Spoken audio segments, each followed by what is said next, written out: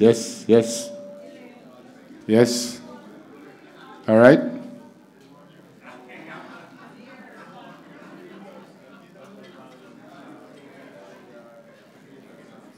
All right, all right. Yes. Afternoon, everyone. We're almost ready to start. We invite everyone to take your seats, please. Yes, yes, yes.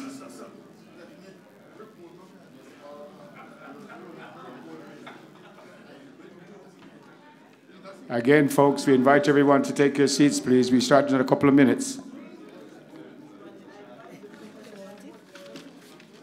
Don't be doing.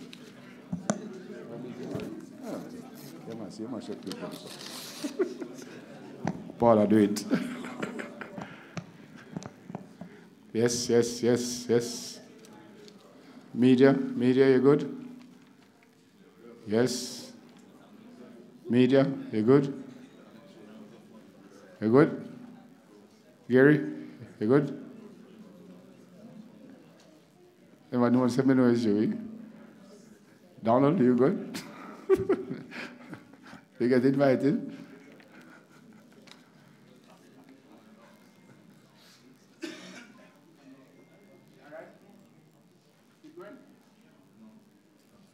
Still checking, still checking. Are we good yet?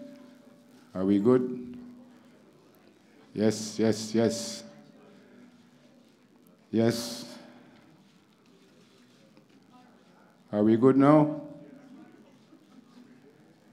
Yes. We're almost good, as that. Yes.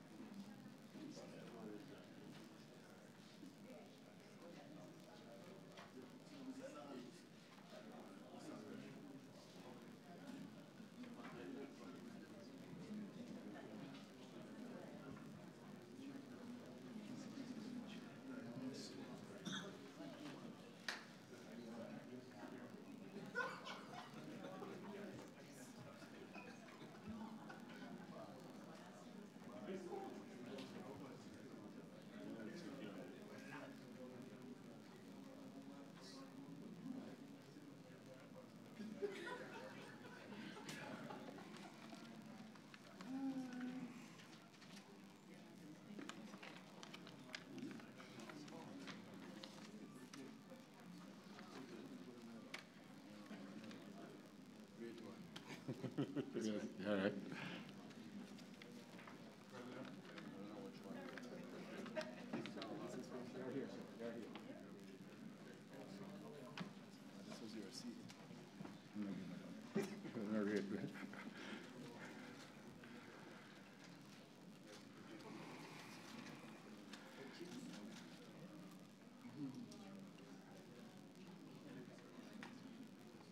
Guys, you ready? Media?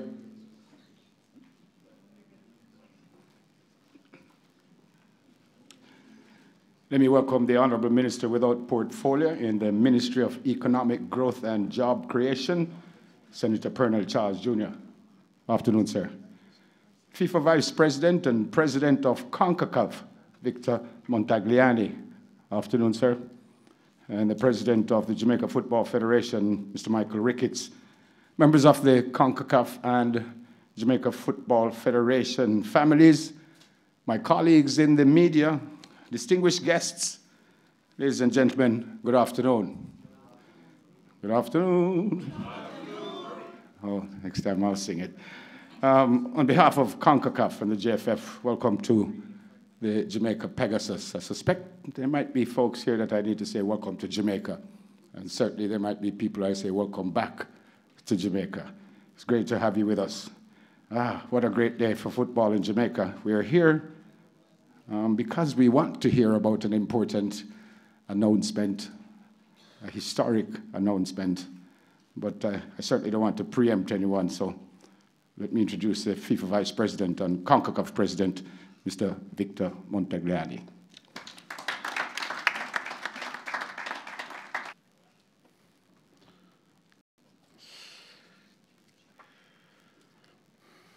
Senator Honorable Purnell Charles Jr., representing the Honorable Olivia Grange, Minister of Culture, Gender, Entertainment, and Sport of Jamaica, President of Jamaica Football Federation, Mr. Michael Ricketts,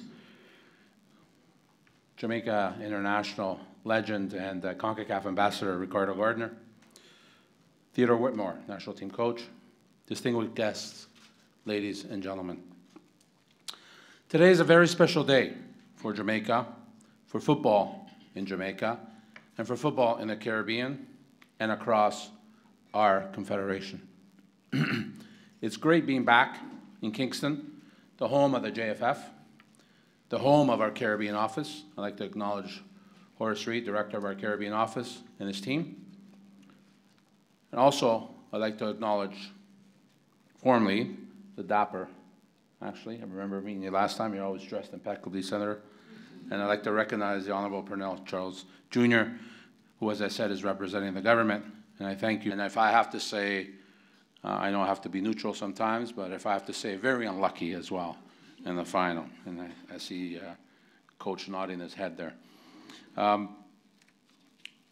Also, I think it's important to acknowledge as well the Reggae Girls, who are about to launch on their unbelievable adventure into France for their first time ever for a Caribbean nation qualifying for the Women's World Cup, and how that will impact football in this region, football in this country, and be, I think, a watershed moment for women's football in CONCACAF.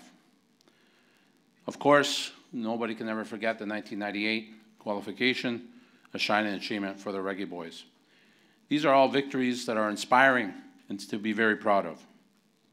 But also, I think, the impact that we saw last year here in Jamaica, where we held the Next Play Academy and the Scotiabank Next Play Cup.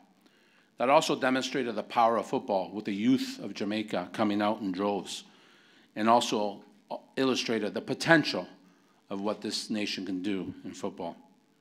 So today, without further ado, we're very excited to announce that the CONCACAF Gold Cup will be held for the first time in its 15 editions in Jamaica.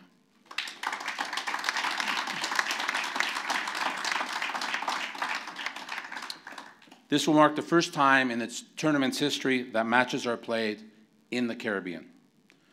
Truly a watershed moment for football for CONCACAF, for football in the Caribbean, and for football in Jamaica.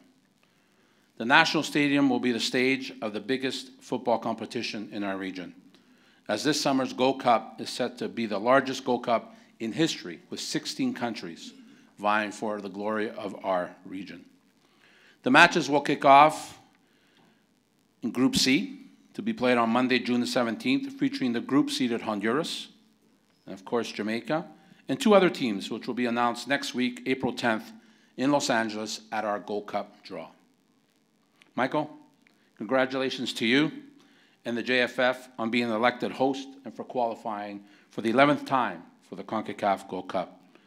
We know that hosting these matches here will be a tremendous success and an extraordinary celebration of football. We look forward to seeing you all in June. Thank you, and good luck to the Reggae Boys.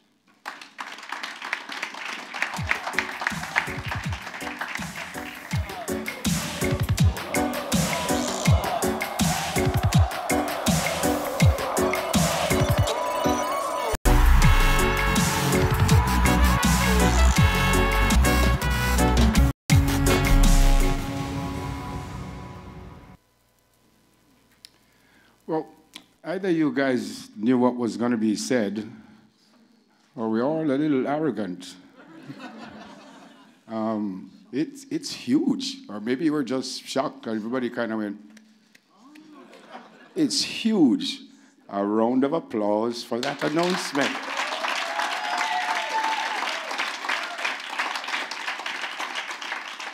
You know, I like the fact that I could tell you guys what to do, and you do it.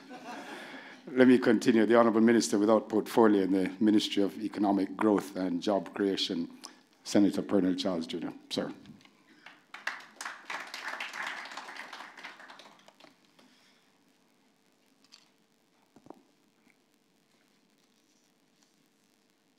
President Montagliani, welcome again to Jamaica.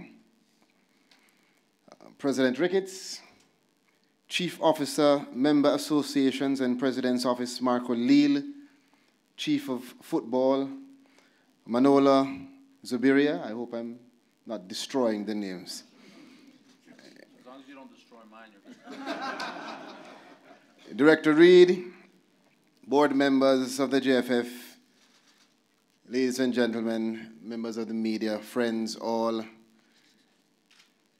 our permanent secretary from the Ministry of Culture, Gender, Entertainment and Sport, two of the best footballers in the world who I would emulate, the cool and calm Theodore Whitmore.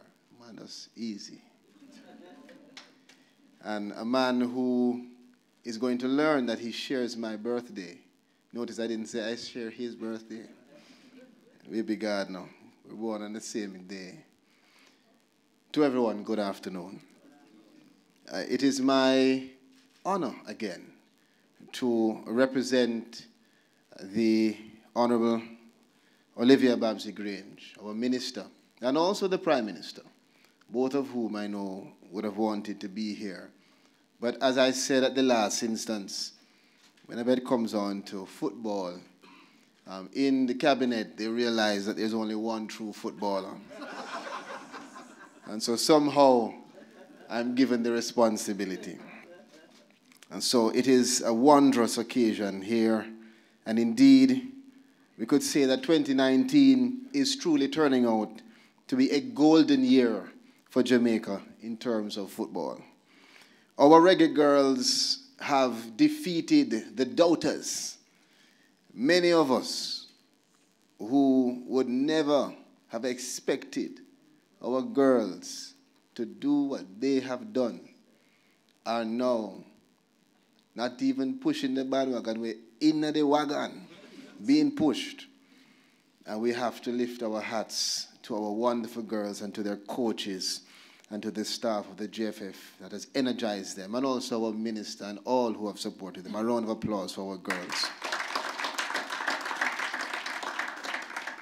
And now to hear the news that our president of Concacaf has given to us, that Jamaica, for the first time in the 15 editions, you said, will be hosting the Gold Cup Championship starting June 17. Now, I don't want to be one to predict. Where's Mr. Anderson? He just left. I was about to say he did a poll. And I was about to say I like the polls that he has been doing so far. You know, I won't say why. I'll leave that one alone. Football is not politics, right? But just to say that I truly believe that 2019, with our reggae girls and with the Gold Cup Championship, is turning out to be a year when I can see and visualize hundreds of our gleeful football fans and supporters reveling in the top-class football that's going to be played here in Jamaica. And so again, we congratulate President Ricketts, Director Reid, all of those who I am certain have added value to us receiving this accolade. And we are going to make the most of it.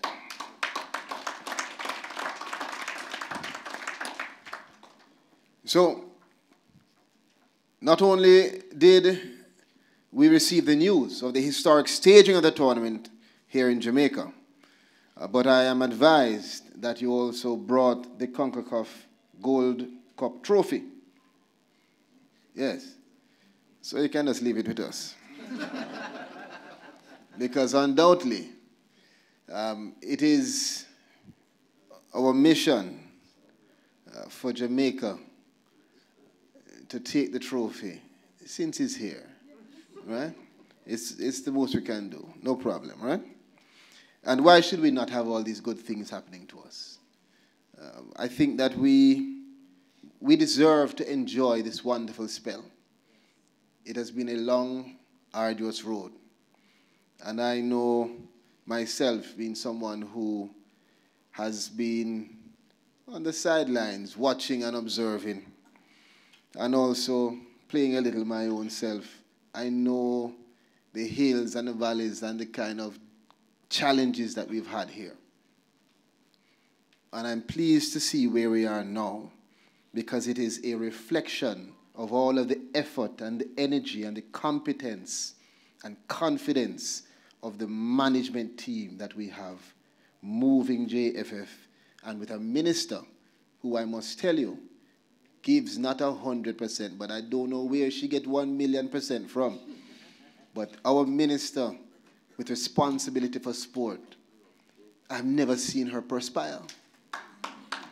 She has an energy to celebrate those who have brought us here, and also to acknowledge the several persons, but there are several persons who work behind the scenes, several mothers and fathers who bring youngsters to training, several sisters and brothers who give up in order to help a brother to be able to eat and to train. I know it. And I'm telling you, we in Jamaica have to acknowledge that it is a national effort for us to be where we are, but it's going to require an even greater effort for us to maximize the potential of the opportunities that have been given to us now. We expect that our girls are going to rely on the self-belief, and I know that they are going to make us proud, no matter what. And I expect that we will be celebrating for the reggae girls and for the reggae boys, and also for the JFF, because in everything there is a connectivity between the operation and the implementation of football in this country. So, on behalf of the minister, on behalf of our Prime Minister, I want to close by just making it very clear that the Ministry of Culture, Gender, Entertainment and Sport is fully behind Concacaf and stands ready to assist in any way. Permanent Secretary, you're here to witness.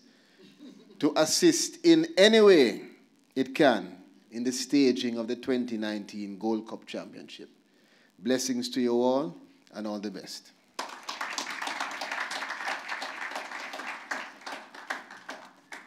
Thank you, sir. And while I acknowledge that I'm a little disappointed that I wasn't included in they get old, sir. The president of the Jamaica Football Federation, Mr. Michael Ricketts. Thank you very much. Let me certainly recognize President Victor Montigliani and, of course, Senator Pernell Charles. And I tell you two things about young Pernell Charles, that he will be in Clarendon, in North Central Clarendon, I think, to contest when the next general election comes around. So he'll be in my parish. It's very important that he gets my support. And secondly, he has a niece who is a part of our female team. So I am pretty certain that the genes never came from him. But maybe. Okay, thank you very much. Let me recognize my two vice presidents, Gaynor and Anderson. Of course, Messrs. Peter Reid, Pearson Scott, and of course, Elaine Walker-Brown. Must recognize Tapa and Bibi, who, in my own layman's perception, were probably two of the most outstanding players in that 98 World Cup campaign. I must recognize Mr. Denzel Thorpe, who has always been around us. And Minister Grange, who has portfolio responsibility for sport, has given so much support to this federation. I tell you, I can call her anytime. Sometimes I have to joke and say, Minister, tell me what I can call, because I don't want to be disruptive. I said to her, some of her, had the minister get some supplement. In unison, everybody said, you're mad? If she not getting supplement, then we can't keep pace with her. You can imagine if she gets supplement, then we're all going to lose our jobs. Let me recognize General Secretary Dalton Wint, staff members of the JFF, and of course those of Concacaf. Indeed, today is most historic. And I tell you, this JFF is intent on changing the entire landscape of football in this country. And I'm not blowing my trumpet, I'm blowing the trumpet of the entire JFF, including all the board of directors, all the staff members, and to everybody who gives support to this federation. In February of 2018, for the first time, not just in Jamaica, but in the Caribbean, we were able to have hosted a FIFA summit for the first time. In October of last year, for the first time, not just in Jamaica, but in the Caribbean, we were able to have produced a senior women's team that would have qualified for a global tournament. No ordinary achievement. 2 weeks ago, we opened a brand new facility at the Captain Horace Burrell UWI Technical Center, where we laid a full-size synthetic pitch for the first time. Today, April 2, probably the greatest of all those, an announcement has been made by President Victor Montegliani that Jamaica, first time at last, will be hosting a Gold Cup game. I just can't help but saying how delighted I am to be involved in football administration when somebody like Victor heads this region. He's the humblest person, but a great achiever, and leads from in front. He would have led this region with the greatest level of transparency, equity, balance, and like I said, he achieves. I want to say that Jamaica is indeed fortunate because we have, and I hope nobody takes offense to this, we have two gentlemen who I think must be two of the greatest footballing minds out of Jamaica. And we rely heavily on Horace Reed and Howard McIntosh. And I always say that they are our resource person. I am recommending a promotion for them, boss. A promotion, please. Anyway, we are just very delighted at the prospects, what will unfold after this Gold Cup. We were very competitive in 2015, lost out in the finals to Mexico by 3-1. The last edition, we were beaten by the US by 2-1. Coach, I'm depending on you. We need to go a step further. And we're going to have some serious discussions when, probably next week. But again, I must say thanks to you all. It's been a real pleasure and a real delight to be at this evening's function, which indeed is most historic. We ask that you give us as much support as you can. We have, for a number of years, underestimated the power of the sport of football. The economic, the commercial, and the social values. And we must now understand that there are a number of dysfunctional youths in some impoverished community that needs us. Our grassroots program has just been launched. We want to get into every nook and cranny of this country, identify, unearth talent, and let's see what's going to happen down the road. May God bless you all, and thank you very much. Thank you, sir. And I'm told that your voice might be heard and Mr. Reid might be. Is that okay with you, sir?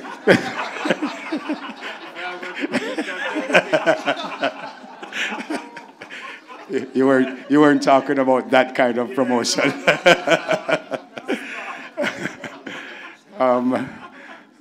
Mr. President, I'm asked now, sir, there's going to be just a couple of presentations to both the Minister and the GFF President for some pennants, I suspect. Here they are. And for the sake of the cameramen, could we do it in front here, sir, please? Sure.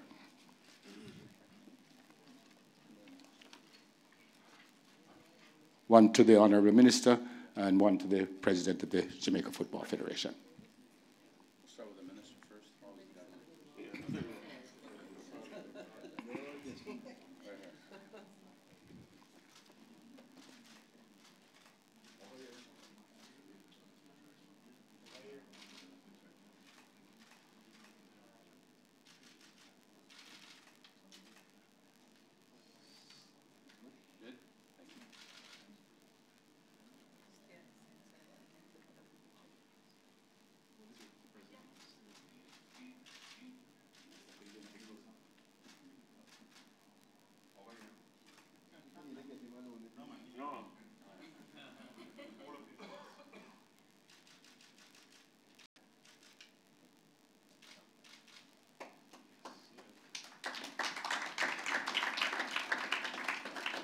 Thing. I don't understand that. Now it's what we will call a press conference, so a couple of questions. My first question is, can't we get the entire Gold Cup in Jamaica, sir? From start to finish. But media, any questions from anyone to anyone at the... You want me to answer that? Yes, sir. If the government wants to build 8 stadiums, we're in. Well, I don't know if you heard... I don't know if you heard the minister said, you have our support. Right, sir? But first question, sir? With sportsmax.tv. Mr. Montagliani, can you refer to the economic impact of what these matches will mean for Jamaica? Well, first, you're going to have a lot of eyeballs on the matches from all over the world. Not just a confederation audience, but an international audience. You're going to have fans coming. You're going to have, obviously, the teams and their delegations coming. And then you're going to have VIPs. So, you know, these matches, I don't have the exact number, but the economic impact to the region, to the city, to the country is quite significant because, you know, they'll be here for 3 days, 4 days leading up to the match. And so it's not just, you know, they don't just arrive on match day. There's training sessions, there's media and all this stuff. So the impact is quite significant. The other question, quick follow-up, is what is it that swayed the decision in favor of Jamaica hosting the matches? Well, a couple of things in terms of first, the first decision as soon as I became president of Concacaf was I thought we had the quality in the region to increase it from 12 to 16 teams. And if you saw some of the results in the last Gold Cup by some of the debutantes, Curaçao being one of them that nearly lost to Mexico, you know, and now what happened in the Nations League, you saw some of the teams that have qualified for the Gold Cup, like a Bermuda for the first time. You know, my sort of my intimation of that was correct. So the first thing was to increase the Gold Cup. The second was, you know, I always thought a way to build facility, sort of to ensure that to increase the level, not just on the field, but off the field for our membership, was to bring events. And, you know, to be frank, events that build capacities are the bigger events. That's where you're going to get the attention of governments, commercial partners, corporate sector. And so I thought it was important to bring the Gold Cup to the Caribbean. Never been done before, and to Central America. We announced Costa Rica about a month ago, I think it was, 3 weeks ago. And so, so the decision was that we needed to bring it to this region. Obviously, you want to bring it to somewhere that's qualified. We know Jamaica's long history, not only in the region, but in the world. It was just a natural fit, really, to bring it to Jamaica. Thank you. Anyone else? There's a mic right there. Lance White, JFF TV. This question is for President Michael Ricketts. A lot of firsts for your federation. As you mentioned last year, the Reggae Girls became the first Caribbean nation to qualify for the World Cup. And now today, arguably even a greater accomplishment, you know, being able to host the Gold Cup. Can you just tell me, how do you feel that this accomplishment will impact football in the region? Not only economically, but as a whole. It must have very positive implications, must. And it's going to inspire a number of youngsters. And like I've said before, the Reggae Girls qualifying for a global tournament must provide a kind of a catalyst, a kind of an inspiration for some young boy or girl who never thought that they would have an interest in the sport of football. Anyone else? Mr. Bailey? Earl Bailey, RJR Group. 2 questions. One, we heard some time ago that the National Stadium was not up to scratch in hosting games such as these. Will there be renovations done to the National Stadium? That's one. And 2, will there be games in Montego Bay as well? And not just the National Stadium? There'll be no games in Montego Bay. It'll be at the National Stadium. Our staff is working with both the JFF and the authorities here to ensure whatever needs to be done to bring it up to any standards for one TV production. We got to face the facts. Football is a TV product as much as it's a football product. It's the reality of our game. And so whatever standards are going to be required between now and June the 17th, we'll work together not only with the JFF, but also the local authorities to ensure that the standards are met. Anyone else? How many games can we expect to be hosted here in Jamaica? There'll be 2. So each group, is it Group C? Did I say? Yeah, Group C. So it'll be Honduras, Jamaica, and 2 other teams that'll be drawn next week. And there'll be a doubleheader here. So Jamaica will play, I don't know, it could be Honduras, it could be one of the 2 other teams, and then the other teams will play as well. So it'll be a doubleheader, so it'll be 2 games.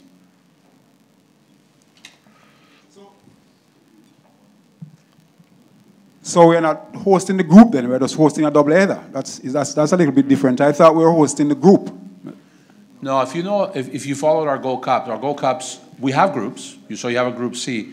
No city, including in the U.S., no city hosts a group. So our methodology for now, wow, a long time.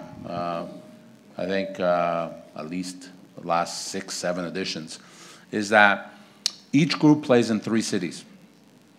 Okay, so this group will start in Kingston here, and then we'll move on to another venue, which still hasn't been determined, and then a 3rd venue. They'll play a doubleheader here, a doubleheader at the 2nd venue, and a doubleheader at a 3rd venue. That happens everywhere. So even, for instance, a city like Los Angeles will not host a group. They'll host a doubleheader, and that group then moves on to, I don't know where, Kansas City or whatever other city that we've picked. So that has been the format of the Gold Cup for as long as I can remember, as long as Theodore's going, as long as he can remember. And so, and we just find a couple things. Economically, it works for us, both from a revenue side and from an expenditure side. But also, I think it's impactful because you move it to a lot of cities and communities, and we're bringing football to cities and communities. I think when you just park a group in one city, I think sometimes it's harder to build that sort of And so we found that it's a format that's really worked well for us. In fact, it works so well that UEFA has adopted the same system for their Euro next year. They're moving from city to city to city. So obviously we're doing something right if our friends across the pond are copying us. All right, that's it. We can allow one more question. Oh, that's it. Beautiful. Well, thank you all for coming. Thank you. They would like to take a photo with the trophy. I've always wanted to know what those things, what them name, not wholly food. But I think some food in there, no? Anybody know what them name? What them name? Whatever, food in there. So after the picture, we go to the thing that have the food in there. Thanks for coming. Y'all be safe. God bless.